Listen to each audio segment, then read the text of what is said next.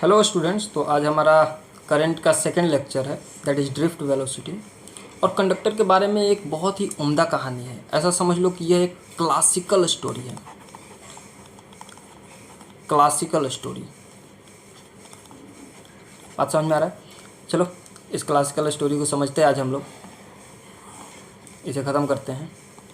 देखो, simple simple बात start करते हैं कि जैसे मान लो तुम्हारे पास एक कंडक्टर है, ठीक है। और मैं अगर पूछूं कि इस कंडक्टर में कितने फ्री इलेक्ट्रॉन्स हैं, तो क्या बोलोगे? सर इनफाइनाइटली फ्री इलेक्ट्रॉन्स हैं। कंडक्टर का इलेक्ट्रॉन कोई गिन सकता है क्या? बहुत सारे, बहुत सारे। ठीक है, ये बात समझ में आ गया। अब मैं ये पूछूं कि ये जो कंडक्टर में एक इलेक्ट्रॉन है, बहुत सारे तो हैं ही, ये इलेक्ट्रॉन रेस्ट में है या मोशन में? तो क्या जवाब दोगे? रेस्ट में है या मोशन में? तो देखो कैसे जवाब दोगे। तुम बोलोगे सर अज्यूम करो यह एक कंडक्टर है, बाहर भी कुछ टेम्परेचर होगा। हाँ है। कंडक्टर के अंदर भी कुछ टेम्परेचर होगा। हाँ है सर। इस टेम्परेचर की वजह से टेम्परेचर डिफरेंस होगा। हाँ सर है, टेम्परेचर डिफरेंस भी है, मतलब डेल्टा टी है। इस टेम्परेचर डिफरेंस की वजह से क्या इस कंडक्टर को एक हीट एनर्जी मिल रहा है? क्या टेम्परेचर डिफरेंस की वजह से इस कंडक्टर को एक हीट एनर्जी मिल रहा है? द आंसर इज यस, मिल ही रहा है। तो इस हीट एनर्जी की वजह से जो इलेक्ट्रॉन होगा वो इलेक्ट्रॉन वाइब्रेट करेगा या नहीं? Will this electron vibrate? The answer is again yes. हाँ भाई, ये इलेक्ट्रॉन जो है वाइब्रेट करते रहते हैं।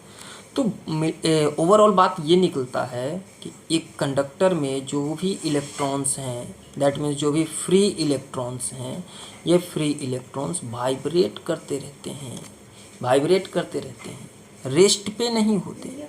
और इनकी वाइब्रेशन स्पीड जो है ना, वो भी बहुत ज़्यादा होता है। तो वाइब्रेट करते रहते हैं। और ये वाइब्रेशन स्पीड जो है ना इनका, बहुत ज़्यादा है। किसकी वजह से है? थर्मल एनर्जी की वजह से। ये इलेक्ट्रॉन्स जो हैं एक कंडक्टर में, जब कंडक्टर में कोई इलेक्ट्रिक फील्ड नहीं होता है, जब कंडक्टर में कोई बैटरी कनेक्टेड नहीं होता है, उस टाइम भी ये इलेक्ट्रॉन्स ऐसे ये इधर उधर उधर ऐसे ऐसे ऐसे घूमते रहते हैं। मतलब यहाँ पर देखो, यहाँ पर समझो, ऐसे ये घूमते रहते हैं ऐसे। ओके, ये इलेक्ट्रॉन ऐसे ऐसे ऐसे ऐसे ऐसे घूमते रहते हैं। बात समझ में आया क्या? और इस किसकी वजह से घूम रहे हैं? थर्मल एनर्जी की वजह से। और उस समय इसके जो वाइब्रेशन की स्पीड होती है, वाइब्रेटरी मोशन का, ये स्पीड थर्मल वेलोसिटी कहलाता है। Thermal velocity. बात समझ में आया? ओके, आगे बढ़े। थर्मल वेलोसिटी की क्या कहानी है, जैसे आप समझो। और इसमें कमाल की बात है, एक इलेक्ट्रॉन नहीं, सारे इलेक्ट्रॉन ऐसा कर रहे हैं। मान लो एक इलेक्ट्रॉन इधर जा रहा होगा u1 स्पीड से, मान लो दूसरा इलेक्ट्रॉन इधर जा रहा होगा u2 स्पीड से, तीसरा इलेक्ट्रॉन इधर जा रहा होगा u3 स्पीड से, दैट मीन्स u3 वेलोसिटी से। सारे इलेक्ट्रॉन्स आपस में इधर उधर उधर इधर ऐसे वैसे सब चलते रह रहे हैं। समझ में आया? पॉइंट समझ में आया? Thermal velocity. कौन सी वेलोसिटी? Thermal velocity. ओके, अब ये थर्मल वेलोसिटी बहुत ज़्यादा होता है, एक इलेक्ट्रॉन का कम नहीं है, बहुत ज़्यादा होता है ये थर्मल वेलोसिटी। लगभग आप ऐसा समझ लो कि इसकी जो u है, ये u लगभग 10⁴ टू 10⁵ मीटर पर सेकेंड होता है। इतना ज़्यादा स्पीड है। ये जो हीट एनर्जी की वजह से इसके पास स्पीड आया है, बहुत ज़्यादा होता है। बात समझ में आया क्या? But a point is the average speed or average velocity of these electrons are considered to be zero. The average velocity, अगर इनके velocity के बारे में बात करें तो average velocity क्या लिया जाता है? जीरो लिया जाता है।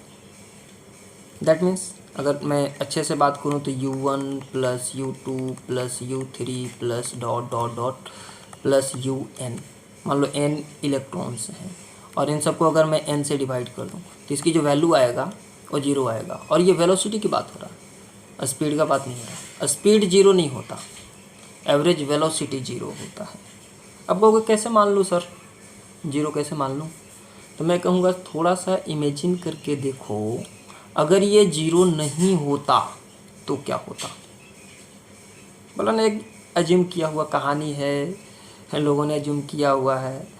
तो अगर ये जीरो नहीं होता तो क्या होता? तो हम लोग मान लेते हैं कि इलेक्ट्रॉन इधर उधर जा रहे हैं, ठीक है क्या?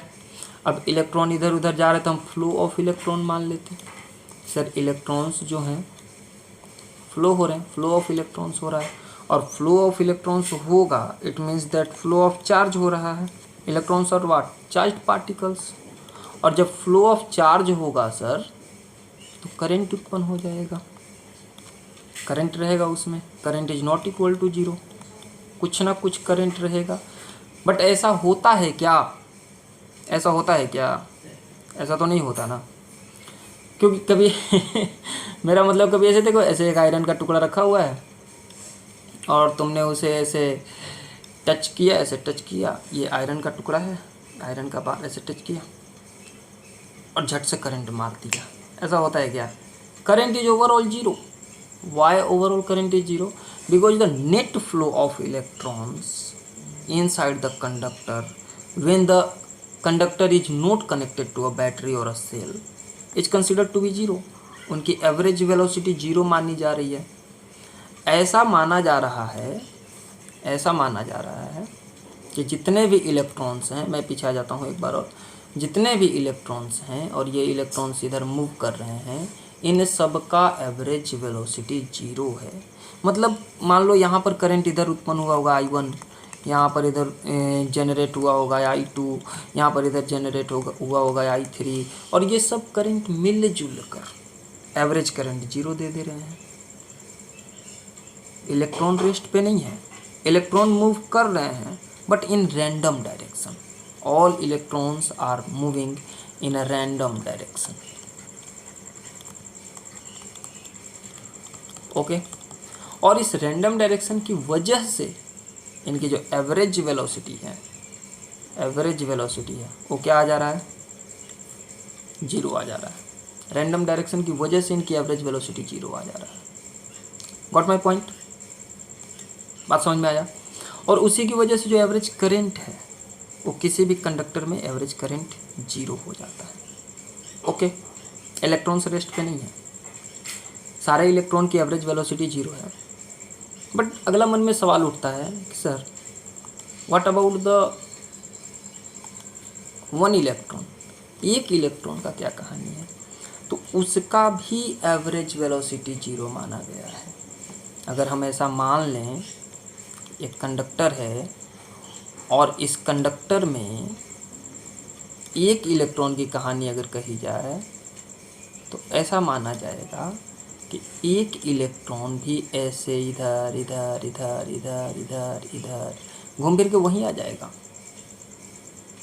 स्पीड जीरो नहीं है बट वेलोसिटी, बिकॉज उसकी जो डिस्प्लेसमेंट है वो डिस्प्लेसमेंट जीरो माना गया है, जिसकी वजह से एवरेज वेलोसिटी लिया गया है वी एवरेज, यू एवरेज लिख देता हूँ, इज जीरो। ठीक है क्या? पॉइंट पकड़ में आया? But point is what will happen when a conductor is connected to a battery और अ सेल। जब कंडक्टर को किसी बैटरी या सेल से कनेक्ट करेंगे तो क्या होगा? देखते हैं क्या होगा। तो ये इलेक्ट्रॉन्स के साथ क्या होगा? ये और तेज़ी से मूव करने लगेंगे या और धीरे मूव करने लगेंगे या क्या होगा इनके साथ? तो इसे समझने के लिए सबसे पहले समझो कि ये जो इलेक्ट्रॉन्स है ये वापस यहीं कैसे आ जाते हैं। तो रैंडम मोशन होने की वजह से आप ऐसा समझो कि ये आपस में बहुत सारा कोलिजन भी हो रहा होगा, बहुत सारा टकरा रहा होगा, इधर से उधर, उधर से उधर, उधर से उधर, उधर से उधर, उधर से उधर, बिम ब्राम बिम ब्राम बिम बॉम बॉम, ऐसे टकरा रहे होंगे और टकरा करके वापस उसका जो डिस्प्लेसमेंट है नेट वो जीरो हो जाता होगा। ठीक है क्या? चलो कंडक्टर को कनेक्ट करते हैं बैटरी से, फिर देखते हैं क्या होता है। Let's say this is a conductor over here. हमने यहाँ पर एक कंडक्टर मान लिया, ओके, और इस कंडक्टर को हमने एक बैटरी से कनेक्ट कर दिया। इसमें एक ऐसे बैटरी लगा दी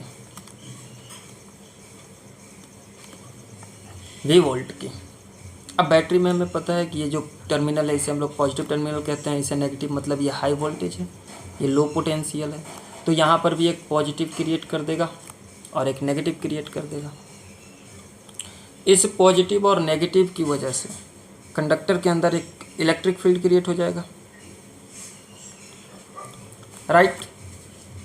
इस इलेक्ट्रिक फील्ड की वजह से जो इलेक्ट्रॉन्स हैं मतलब जो नेगेटिव चार्जेज हैं वो इधर अट्रैक्ट होंगे, और ये जो पॉजिटिव चार्जेज हैं, ऑल दो पॉजिटिव चार्जेस फ्लो नहीं करते हैं ये कंडक्टर में, ये हमें पता है, बट फिर भी ऐसा मान लो कि अगर पॉजिट्रॉन्स हैं, जैसे एक एटम है, अगर मैं मान लेता हूँ कुछ देर के लिए सोडियम एटम। सोडियम एटम की बात तो वैसे आप जानते हैं, सोडियम बहुत सॉफ्ट होता है।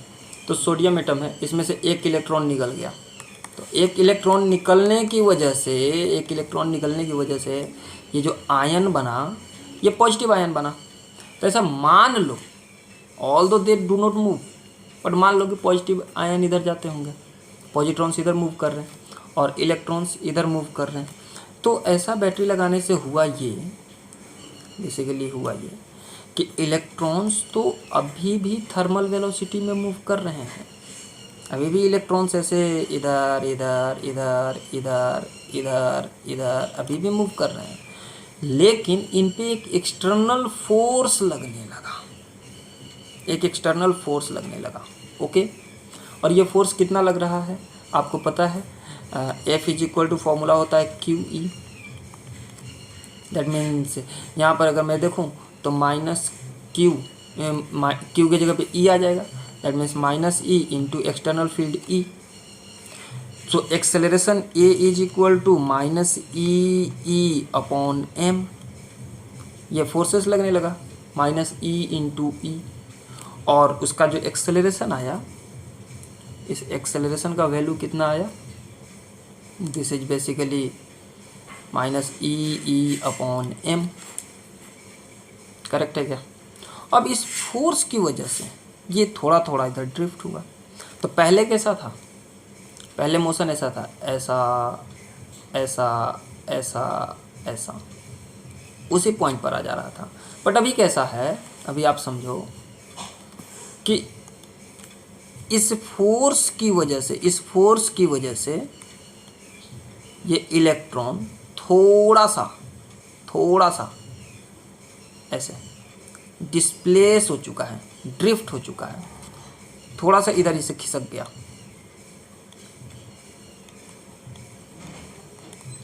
मोशन तो अभी भी रैंडम ही है, इसमें कोई शक नहीं है, मोशन अभी भी रैंडम ही है, because of the thermal energy, because of the thermal velocity.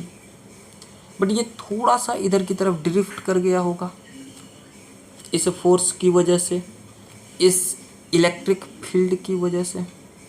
समझ आ रहा है क्या? बात समझ में आया?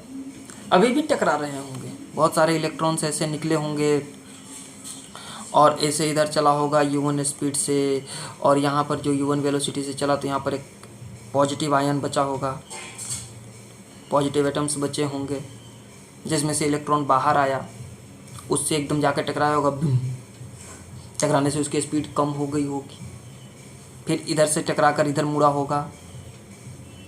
What my point? बहुत सारे ऐसे भी केसेस होते होंगे, सभी इलेक्ट्रॉन के साथ ऐसे हो रहे हैं अभी भी, लेकिन इस फोर्स की वजह से थोड़ा सा खिसक गया, थोड़ा सा ऐसे खिसक गया। घूम तो ऐसे रहा या समझ में आ रहा है ना पॉइंट? बट थोड़ा सा ऐसे खिसक गया। खिसकने की वजह से आप ऐसा समझो कि यहाँ से शुरू करा था उन्होंने, फिर यहाँ पे टकराया होगा, ऐसे यहाँ से टकरा के ऐसे गया होगा, ऐसे समझो 2 ही बार में ख़त्म करते हैं। यहाँ पर आ गया इलेक्ट्रॉन, ये थोड़ा सा ऐसे खिसका, ड्रिफ्ट हुआ। ओके है क्या? क्लियर है? ओके।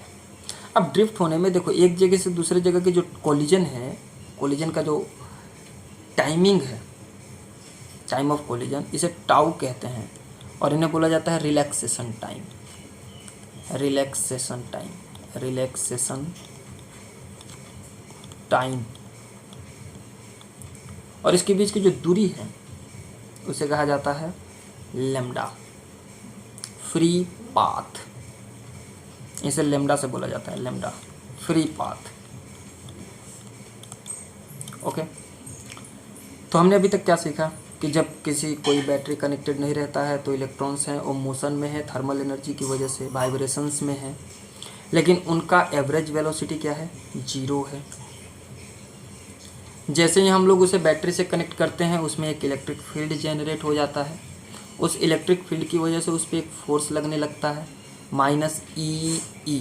उस फोर्स की वजह से उसमें एक एक्सेलरेशन प्रोड्यूस हो जाता है -E/m। इसके बाद भी इलेक्ट्रॉन रैंडम मोशन ही परफॉर्म करते हैं, बट उस एक्सेलरेशन की वजह से, उस एक्सटर्नल फोर्स की वजह से थोड़ा सा आगे की तरफ खिसक जाते हैं, जैसे हम लोग ड्रिफ्ट कह रहे हैं। उस ड्रिफ्ट की वजह से उनमें कुछ ना कुछ एक एवरेज वेलोसिटी आ जा रहा है।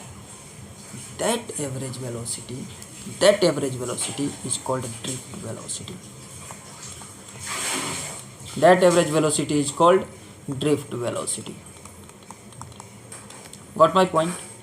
ये जो वेलोसिटी है ना, ये ड्रिफ्ट वेलोसिटी कहलाता है। बात पकड़ में आया क्या? आइए इसके एक्सप्रेशंस को देखेंगे।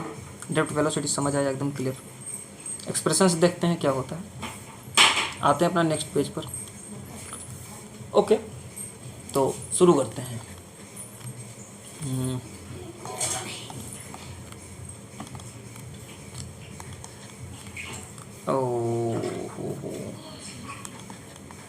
ड्रिफ्ट वेलोसिटी हमने क्या सीखा भाई? हमने ये सीखा कि एक कंडक्टर है, इस कंडक्टर को हमने एक बैटरी से कनेक्ट कर दिया। बैटरी से कनेक्ट होने के बाद सारे इलेक्ट्रॉन्स जो हैं खिसकने लगे। इसमें एक इलेक्ट्रिक फील्ड जनरेट हो गया होगा ऐसे।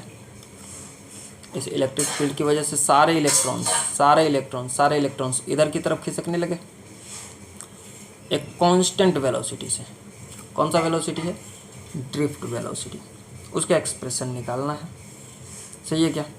चलो देखो, अब सोचो जो इधर टकरा रहा था, ओके, तो सबका u1 कुछ और रहा होगा, बाद में टकराने के बाद उसका एक स्पीड आ जा रहा होगा v1, ऐसे करके आ जा रहा होगा। तो आप समझो कि इन सब का जो ड्रिफ्ट वेलोसिटी है vd, वो कैसे निकाला जाएगा?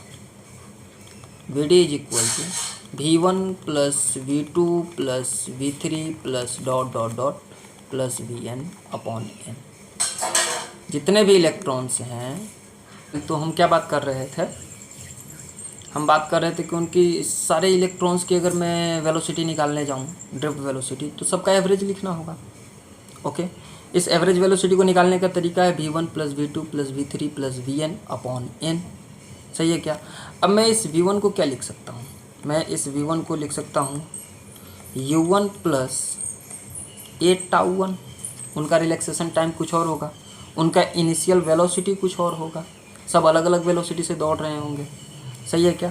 तो मैं यहाँ पर लिख सकता हूँ vd is equal to u1 plus a τ1। v2 को क्या लिख सकता हूँ? Plus u2 plus a τ2। इसका इनिशियल वेलोसिटी कुछ और रहा होगा, plus plus plus, that means dot dot dot. un को क्या लिख सकता हूँ? un को लिख सकता हूँ un plus a τn, un नहीं सॉरी vn, और अपॉन में n। सही है क्या? अब सोचो इसे हम लोग अलग अलग कैसे कर सकते हैं। vd is equal to u1 plus u2 plus un, u1 plus u2 plus un एक तरफ आ गया,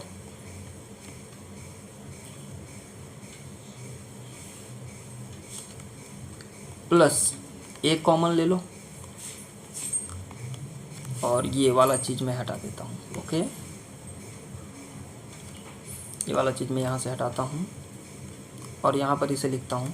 ये कॉमन आया और यहाँ पे आ जाएगा tau 1 plus tau 2 plus tau n और अपॉन n।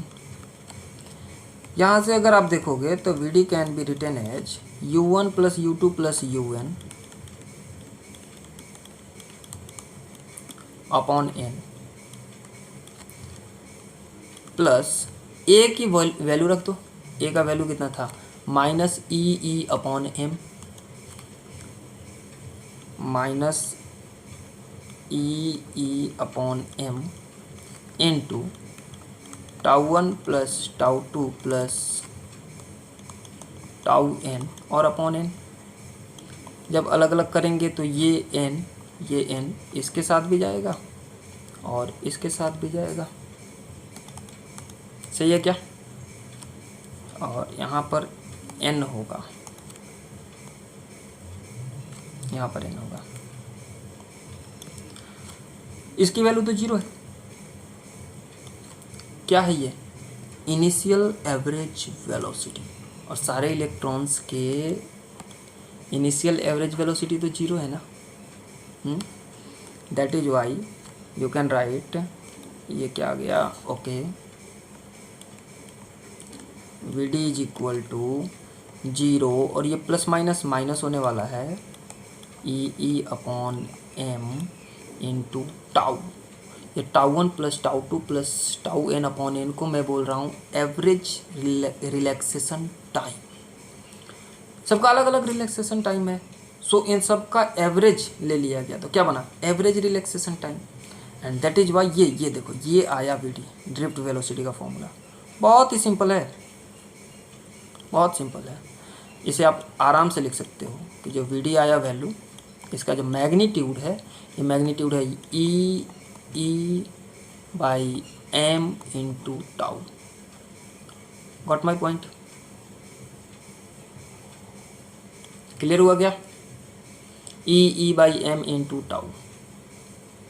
याद करने का तरीका देखो, मैं बताता हूँ याद करने का तरीका क्या होगा।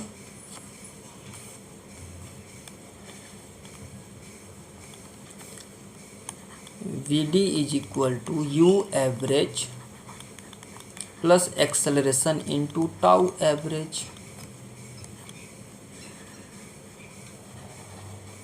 हमें पता है, ये रिमेम्बरिंग ट्रिक बता रहा हूँ, अदरवाइज ये 12th के बोर्ड में आते हैं क्वेश्चन, आपको अच्छे से लिखना पड़ता है ये सारी चीज़ें ड्रिफ्ट वेलोसिटी के बारे में।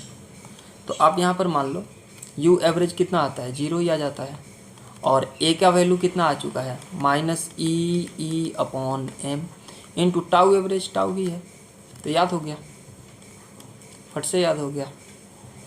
Drift velocity is equal to minus E upon M into tau, और इसका जो मैग्नीट्यूड हो जाएगा, जनरली हम लोगों को मैग्नीट्यूड से ही काम है, जो नेगेटिव साइन है वो तो डायरेक्शन दे रहा है, that is opposite to the electric field. जो इलेक्ट्रिक फील्ड है हमने लगाया है एक्सटर्नल, उसके अपोजिट में इलेक्ट्रॉन मूव करते हैं, है ना। तो वो तो कोई वो बड़ी बात नहीं है, आप इसके मैग्नीट्यूड से ही मतलब रखते हो, sorry E upon M into tau, सही है क्या। चलो इसे लिखने की कोशिश करते हैं, हम इसे लिखने की कोशिश करते हैं पोटेंशियल डिफरेंस के फॉर्म में, ठीक है। अभी आप सोचो कि आपने जब कंडक्टर लगाया था और इसमें इलेक्ट्रिक फील्ड आया था, और इसकी बैटरी की जो वोल्टेज है वो भी मान लो आप, तो कितना आया होगा। तो इस कंडक्टर में एक फॉर्मूला आपने पढ़ा है भाई, delta V is equal to E times delta R, that is आप यहाँ पे लिख सकते हो V is equal to E times L। L क्या है, length of conductor, so E can be written as V upon L। इस वाली चीज़ को आप अलग याद रखो, E can be written as V upon L। ये सर कब फॉर्मूला पढ़ा हमने, आप तो गलत बता रहे हो सर, कुछ ना कुछ तो प्रॉब्लम है। ये फॉर्मूला हम लोगों ने इलेक्ट्रोस्टैटिक में पढ़ा था, है ना, इलेक्ट्रोस्टैटिक पढ़ा था, ई बराबर minus D V upon D R, वो फॉर्मूला है ये। तो यहाँ से आप वी डी में रखो ना, यहाँ से आप वी डी में रखो ना प्लीज, वी डी में रखो ई इंटू ई की वैल्यू रखो E V upon M into L into tau, E V upon M L into tau. बात क्लियर हुआ क्या? E V upon M L into tau, ये है जनरली ड्रिफ्ट वेलोसिटी का फॉर्मूला। याद करने का तरीका ये है, प्रूव करने का तरीका ये है, पूरी कहानी हमने बताने की कोशिश करी। आप फिर से देखो क्या चल रहा है भाई इसमें चल रहा है ड्रिफ्ट वेलोसिटी की कहानी में कि अगर एक कंडक्टर रूम टेम्परेचर पर रहता है तो रूम टेम्परेचर पे उसे थर्मल एनर्जी के कारण इलेक्ट्रॉन्स मूव करते हैं, थर्मल एनर्जी के कारण इलेक्ट्रॉन्स मूव करते हैं, और वो मूव रैंडम डायरेक्शन में होता है। इस वजह से एक कंडक्टर में कोई इलेक्ट्रिसिटी नहीं पाया जाता है, एवरेज इलेक्ट्रिसिटी जीरो रहता है, बिकॉज उसका एवरेज वेलोसिटी जीरो है, net flow of charge zero है। Got my point? Net flow of charge zero है, बट उसकी वेलोसिटी बहुत ज़्यादा होती है, 10 to the power 4 to 10 to the power 5 metre पर सेकेंड। और जैसे ही हम लोग उसके अंदर एक ये पूरी कहानी हमने बता दी, लैम्डा क्या है और कैसे कोलिजन होता है और कैसे होता है, तो रैंडम डायरेक्शन की वजह से आप इस बात को समझिए, रैंडम डायरेक्शन की वजह से उसकी जो इलेक्ट्रिक फील्ड है, सॉरी जो नेट करंट है वो जीरो है, एवरेज वेलोसिटी जीरो है। ओके, और जैसे हम लोग इसमें एक बैटरी कनेक्ट करते हैं, तो बैटरी कनेक्ट करने की वजह से उसके अंदर एक इलेक्ट्रिक फील्ड जनरेट हो जाता है। वो इलेक्ट्रिक फील्ड इलेक्ट्रॉन को अपनी तरफ पुल करता है, खींचता है, आजा आजा आजा आजा आजा आजा आजा, समझ रहे बात को? अपनी तरफ उसे पुल करता है, खींचता है अपनी तरफ एक फोर्स लगाकर। फोर्स का फॉर्मूला क्या है? F is equal to Q into E, that is minus E into E. Okay, minus क्या बता रहे हैं? माइनस जस्ट वो सिंपली ये बता रहे कि यहाँ चलो तो इस तरफ है, तो वहाँ से एक एक्सेलरेशन आता है माइनस ई अपॉन एम। उस एक्सेलरेशन की वजह से जो इलेक्ट्रॉन्स है वो तो अभी भी ऐसे रैंडम मोशन ही कर रहे हैं, बट थोड़ा सा ड्रिफ्ट हो जाते हैं, उस ड्रिफ्ट की वजह से जो अब एवरेज डिस्प्लेसमेंट है वो जीरो नहीं आ रहा, जो एवरेज वेलोसिटी है वो कुछ जीरो नहीं आ रहा, वो कुछ न कुछ आ जा रहा, जैसे हम लोग ड्रिफ्ट वेलोसिटी कहते हैं। पॉइंट पकड़ में आया क्या? और उस ड्रिफ्ट वेलोसिटी को का जो वैल्यू है वो है, ये देखो यहाँ पर ये पूरा एक्सप्रेशन करा गया है, पूरा डेरिवेशन करा गया है, E upon M into tau, where tau is the relaxation time, M is the mass of the electron, E is the electric field, and E small E जो है वो है charge of electron, that is electronic charge. और इसको जब हम लोग electric field को पोटेंशियल में कन्वर्ट करके लिखते हैं, पोटेंशियल डिफरेंस में बेसिकली, तो वैल्यू आ जाता है E V upon M L into tau. मज़ेदार कहानी है, क्लासिकल स्टोरी है ये, समझ आया क्या? ओके।